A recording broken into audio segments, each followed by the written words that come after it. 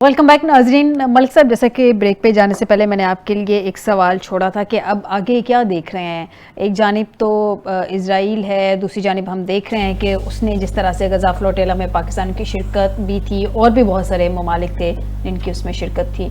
अब वो खुराक किसी भी तरह से पहुँचने नहीं दे रहा, इमदाद किसी भी तरह से उसने गजा में पहुँचने नहीं देनी है। ट्रम्प साहब अनाउंसमेंट करते हैं जी फौरी जंगबंदी हो जाएगी।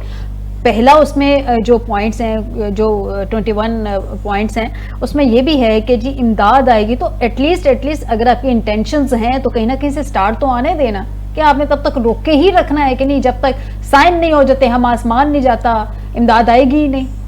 जी मैम बात ये है, इसको थोड़ा सा ना हम देखते हैं ब्रॉडर पर्सपेक्टिव में। जो कल इन्होंने अमेरिका ने एग्जेक्टिव ऑर्डर निकाला है कि जो कतर को जो हम डिफेंड करेंगे अगर दोबारा हमला हुआ, ठीक है जी। ये यहाँ से ही जो है ना इतना बड़ा इनका ब्लंडर और इतना बड़ा इनका मिसचिफ जो नजर आता है सामने आ गया। अब देखें पाकिस्तान के पास F-16 जो अमेरिकन प्लेन्स हैं, इनको they are not allowed to attack India, क्योंकि ये सैटेलाइट जो अमेरिकन सैटेलाइट है उसके तहत ये जो F-16 जहाज चलते हैं और ये सिर्फ पाकिस्तान को दिए गए ओनली टू डिफेंड, ठीक है। अगर इंडिया को यहाँ और मुल्क अटैक करता है तो पाकिस्तान में ये डिफेंड कर सकते हैं, ये जहाज ये अटैक नहीं कर सकते। क्यों? स्विच ऑफ हो जाएगा जहाज़ों का। आप देखें कि अमेरिका का यही मसला है कि अमेरिकन असला जो है ना वो ये बेचता है, लेकिन उसको चलाने वाला कोई नहीं होता, चलाने के लिए भी अमेरिकन ही चाहिए होते हैं, ठीक है। ऑन द अदर हैंड आप देखें कि जो है ना अमेरिका ने ये नहीं कहा कि हम जो है वो उसको अटैक करेंगे या हम उसको डिफेंड, तो उन्होंने कहा है कि हम जो है ना डिफेंड खाली ये है कि हम जो है ना वो मिसाइल्स के तहत जो है ना वो कर देंगे एंटी मिसाइल जो उनका सिस्टम है वो ऑन कर देंगे, एंटी डिफेंस सिस्टम वो ऑन कर देंगे। ये क्यों नहीं कहता अमेरिका कि हम उनका स्विच ऑफ कर देंगे, जो क्योंकि इसराइल के पास जितना भी असला है वो सारा अमेरिकन है और अमेरिका की मर्जी से वो चल रहे हैं, जहाज F-35 हो या F-16 हो। तो कोई दो राय है नहीं है ना कि अमेरिका तो फुली सपोर्ट कर रहा है इसराइल को हर पॉइंट पे, हर नहज पे, हर तरह से। जी मैम बिल्कुल सही। बात ये है कि ये जो इब्राहिम अकॉर्ड के ऊपर इतनी कोशिश हो रही है, आप देखें कल भी आज भी और ये जितने भी पिछले दिन गुजरे हैं उस तरफ से कोशिशें हो रही है। इस तरफ से जो है ना इजराइल जो उनसे है वो बाकायदा तौर पे वो फिटोला को भी टारगेट कर रहे हैं, वहाँ पे खुराक नहीं पहुँचने दे रहा।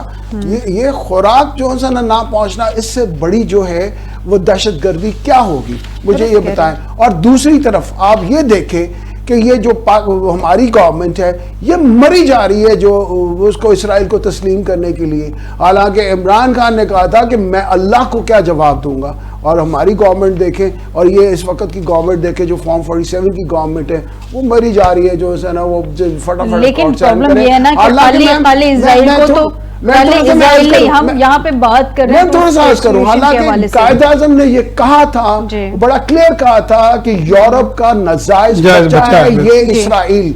ये 1945 के अंदर जो है यूनाइटेड नेशन ने ये रेजोल्यूशन पास की, 2 स्टेट थ्योरी का जो कॉन्सेप्ट दिया, जिसको कायद आज़म ने बिल्कुल रिजेक्ट किया कि ये जो 2 स्टेट थ्योरी का मसला नहीं है, ये एक यूजर्बस है, काबस है जो ये इसराइल वाले जो उन्होंने फलस्तीन के ऊपर कब्जा किया है।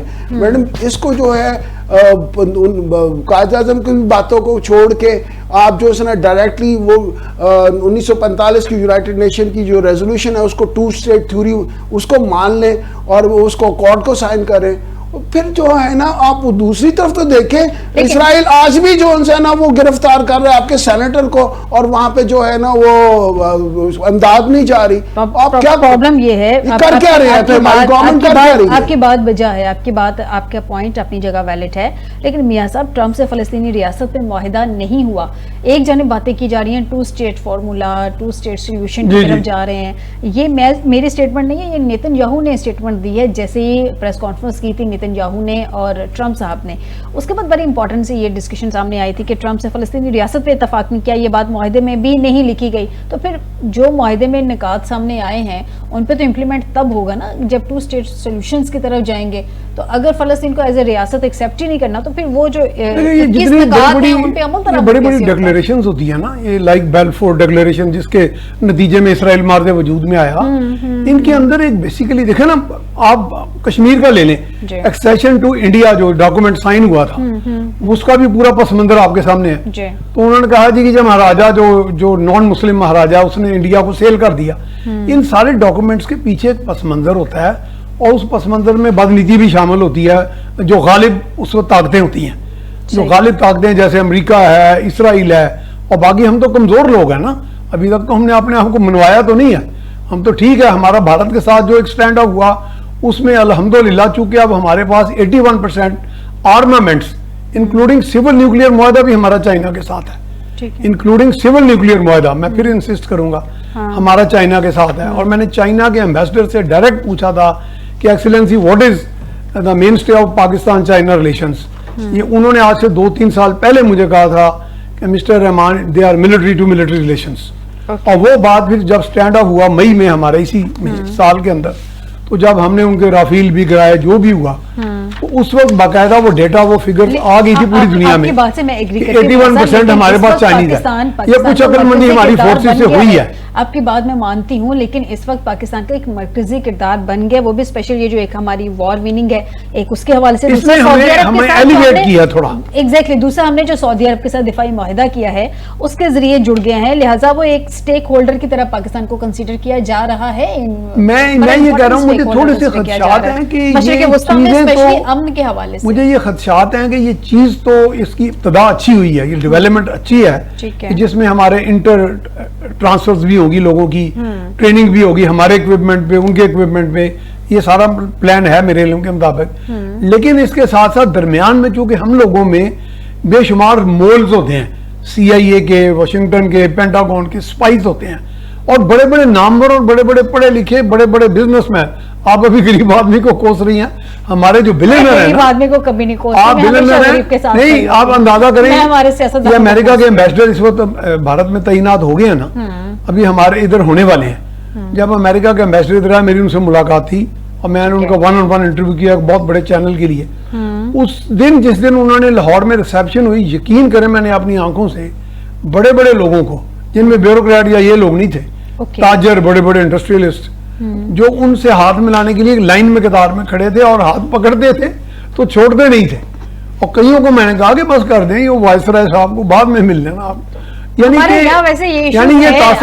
कहता हूँ, मैं एक दफा उनकी एक पॉलिटिकल ऑफिसर थी मिस लिन, लाहौर के कौंसिल जनरल के ऑफिस में, वो मेरे साथ खाना खा रही थी एक जगह पे, एक जगह गैदरिंग थी मॉडल टाउन लाहौर में।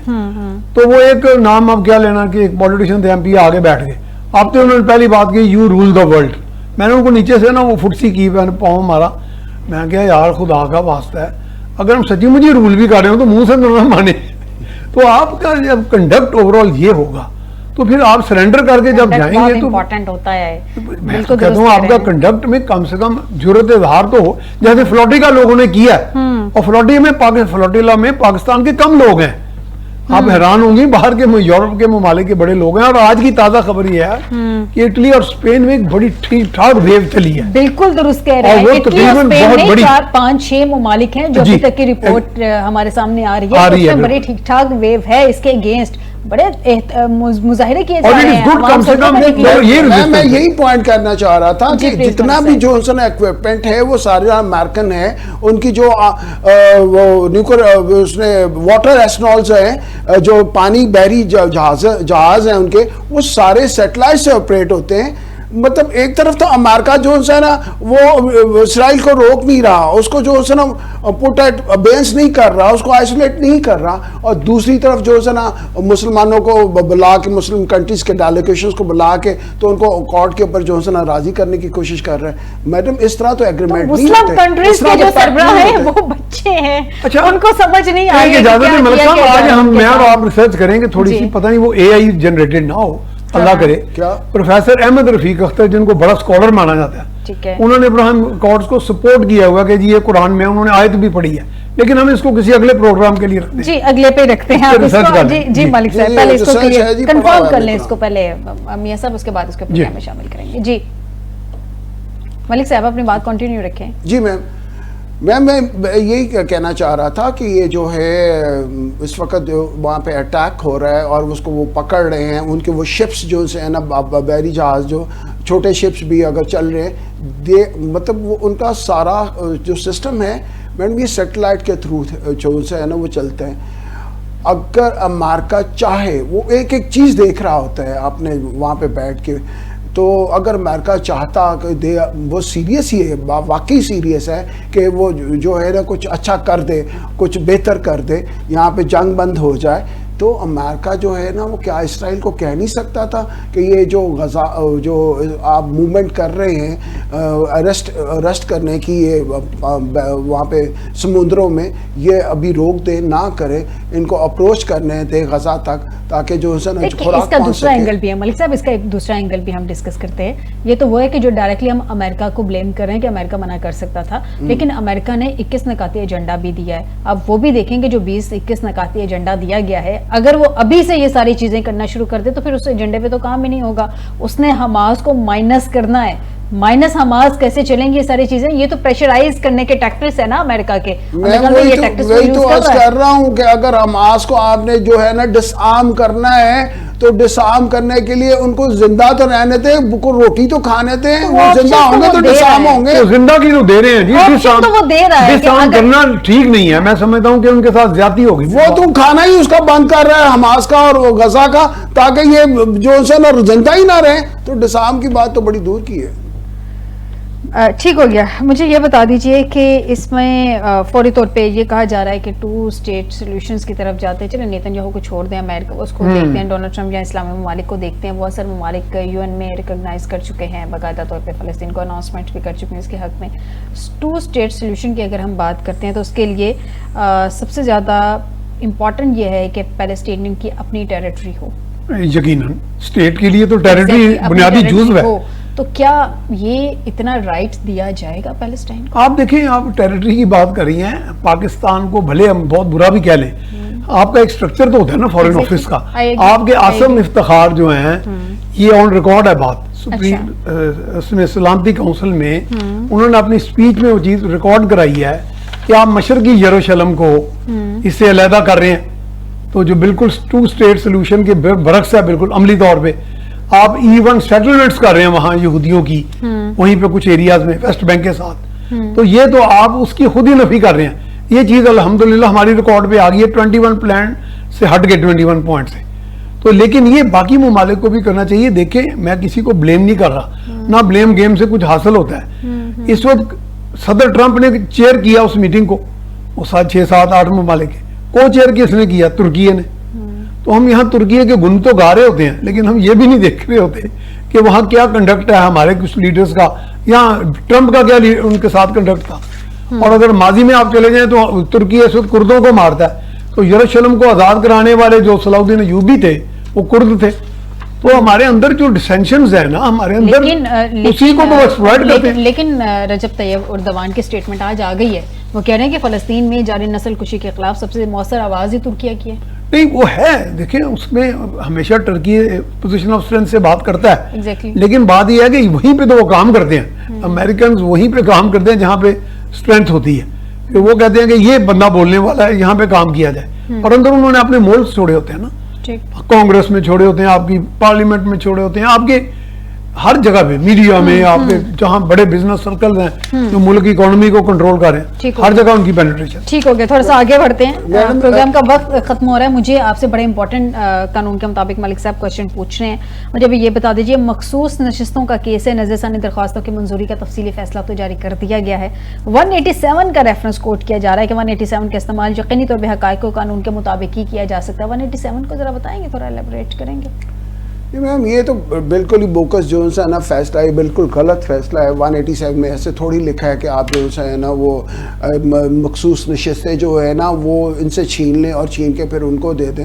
मैं तो ये कहता हूँ अगर चले इनसे छीन भी ली वो मखसूस नशिस्तें, तो नून लीग का किस तरह से राइट बनता है या पीपल्स पार्टी का किस तरह से राइट बनता है कि वो उनको दे दी जाए या पीडीएम को दे दी जाए, उनका किस तरह से राइट बनता है? क्योंकि ये जो तफसीली फैसला है इसमें लिखा है कि इन वजूहात की बुनियाद पर तहरीक इंसाफ को 187 के तहत रिलीफ नहीं दिया जा सकता क्योंकि तहरीक इंसाफ ने सुप्रीम काउंसिल में दरख्वास्त सिर्फ अदालती मुआवनत के लिए की थी।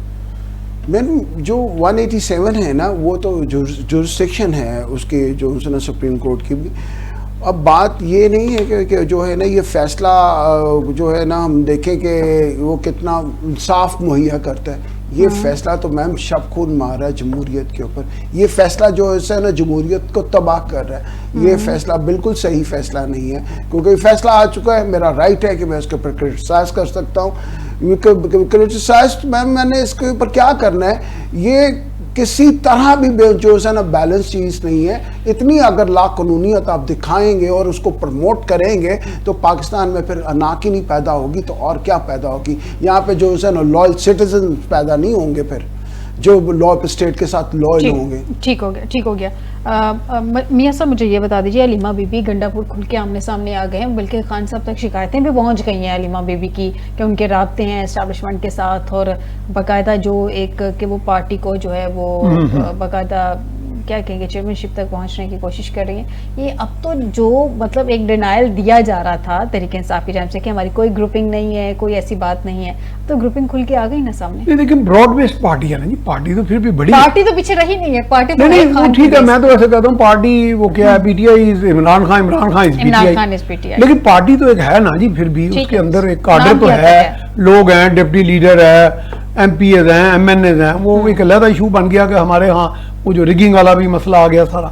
लेकिन एक पार्टी तो है ना, तो जहां भी एक बड़ी पार्टी होगी उसके अंदर रिफ्ट्स आ जाती हैं, क्योंकि बाज़ औक़ात देखें हमारे यहाँ ये बात सच्ची है, ये मैं दयानतदारी से कह रहा हूँ कि पाकिस्तान में अभी भी इक़्तिदार की हवस हर घर में है तकरीबन। अगर किसी को कोई इख्तियार मिल जाए किसी भी शक्ल में, जैसे कि मैंने आज से 50 साल पहले एक CSS ऑफिसर हुआ था, तो वो हमें पूछते थे कि आप why are you joining the central superior services, सामने लिखा पावर सिंबल ये वो कुछ ज्यादा देखें जो झूठ था वो क्या मैं खिदमत करना चाहता हूँ, बकवास है, कौन खिदमत करना चाह रहा होता है। खिदमत एक बाई प्रोडक्ट है कि हो जाए अल्लाह के। आपको याद होगा जो मंशूर देती है सियासी जमातें वो भी तो यही देती है इलेक्शन से पहले हम इतनी खिदमत करेंगे, हम 300 यूनिट फ्री कर देंगे, क्या करती हैं, कुछ भी नहीं करती हैं। तो ये तो अच्छी मैं वही कह रहा हूँ कि बाज़ औक़ात कुछ तो ऐसे प्रैक्टिकेबल भी होते हैं सॉल्यूशंस, कुछ होते ही नहीं है, लेकिन आप लोगों को बस झांसा दे देते हैं कि बहरहाल तो वो वेव्स होती हैं, लोग उस वेव के पीछे चल पड़ते हैं कि चलो यार यहाँ शायद रिलीफ मिल जाए। जैसे आजकल यूट्यूबर्स के पीछे लोग लगे होते हैं, तो मैं लोगों को कहता हूँ यार ग्लैमर साढ़े मुल्क से नको ना खाया है। यहाँ सलमान खान और अमिताभ बच्चन आगे इलेक्शन लड़ रहे हैं, उनको 8-9 करोड़ वोट पड़ेगा, वजह कि ग्लैमर चलता है। तो ग्लैमर के साथ कोई प्रॉमिस नहीं चलती, किसी का गवर्नेंस का कोई सीरियस इशू, किसके पास क्या प्रोग्राम है। फिर पार्टी देखे ना, मैं अगर इक़्तिदार में 10 साल 20 साल 22 साल आया ही नहीं, तो मैं 20-22 साल कुछ शैडो गवर्नमेंट के तौर पे काम करता हूँ, कोई प्लानिंग करता हूँ, कोई बादल मंसूबे देता। आपकी बात सही है, लेकिन मैं एक और पॉइंट पे आना चाह रही हूँ, फिर मैं मलिक साहब से डिटेल में इसका आंसर लूंगी। मुझे ये बताएं कि गंडापुर साहब ने इल्जाम लगाया कि हलीमा बीबी का लिंक है, तो क्या गंडापुर साहब अपने लिंक को डिनाई कर रहे हैं या अपने लिंक को उनका लिंक तो बनता है कि वो देखें ना, उन्होंने एक सूबा चलाना है तो उन्होंने एस्टैब्लिशमेंट के साथ लिंक तो रखना है, और उसका मैंडेट भी बड़ी दफा दिया गया है। मुझे इत्तेफाक से मैंने आपको बताया ना कि मेरे ट्राइबल एरियाज में अजीजदारी हैं, तो मुझे 2 पेशावर के कोर कमांडर जिन्हें 11 कोर कहते हैं उनसे मिलने का इत्तेफाक हुआ। एक आसफ यासीन जनरल थे, एक खालिद रब्बानी थे जी, मैं मुख्तसर।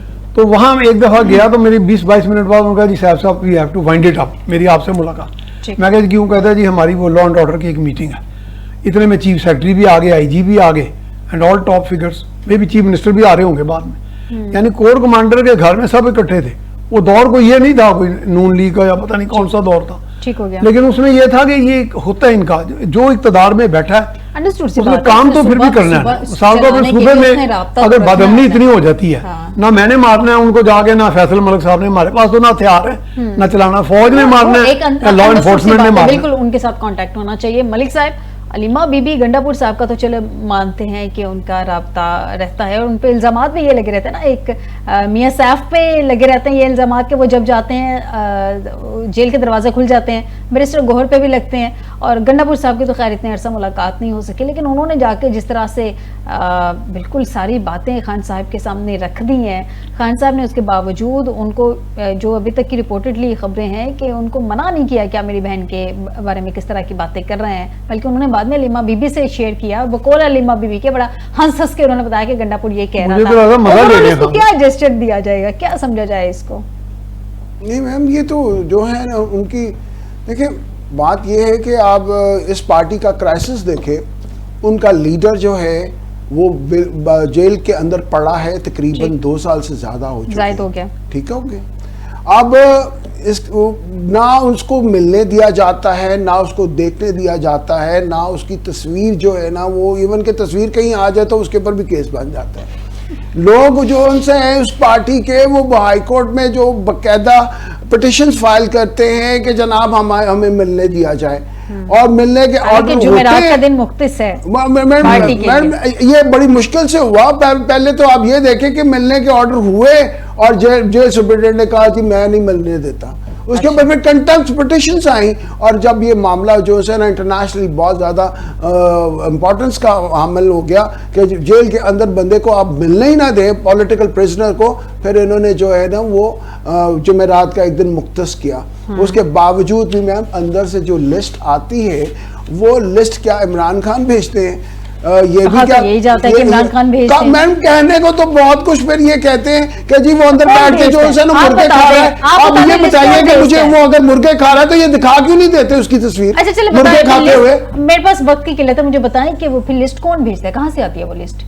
मैम लिस्ट जो है वो अंदर से वो बकायदा मैनेज होके आती है, और जिसको गवर्नमेंट चाहे या गवर्नमेंट को पालने वाले चाहे या जिस जो ऑर्डर आता है सुप्रिटेंडेंट को, वही लिस्ट आती है। यानी कि लिस्ट आपके ख्याल में तरमीम के साथ बाहर आती है, तरमीम हुई होती है मैम, उनकी मर्जी से लिस्ट बन के आती है, उनकी मर्जी। ओके फाइन, उनकी लिस्ट ही उनकी मर्जी से बन के आती है। बहुत शुक्रिया मलिक साहब, मैं आपसे जरूर डिटेल में इससे पूछती, लेकिन मेरे प्रोग्राम का वक्त खत्म हो गया है। मलिक साहब बहुत शुक्रिया, फैसल मलिक साहब मुझे स्टूडियो में ज्वाइन करने के लिए। मियां सैफुर रहमान साहब आपका भी बहुत शुक्रिया स्टूडियो में ज्वाइन करने के लिए। नाज़रीन आज के प्रोग्राम से दीजिएगा इजाज़त, बशर्ते ज़िंदगी आपसे दोबारा मुलाकात होगी। अपना ख्याल रखिएगा, अल्लाह हाफिज़।